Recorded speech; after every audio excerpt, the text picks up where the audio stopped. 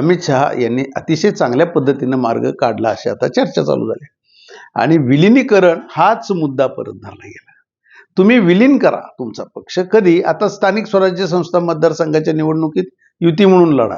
आता देवाभाऊनी आता आजच आपण सगळीकडे सोशल मीडियात बघतोय, डिजिटल मीडियात सगळीकडे दिसून येते की नाही, महायुतीचाच महापौर असं 3 वेळाला ठासून सांगायला लागलं देवाभाऊला. परंतु त्याच्यामध्ये हे सांगत असताना जागा वाटपामध्ये भारतीय जनता पक्ष ह्या जास्तीत जास्त जागा घेता, युती जरी झाली शिवसेना आणि भारतीय जनता पक्ष, 50 ते 60 सीटावरच शिवसेनेची बोळवण चाललेली आहे.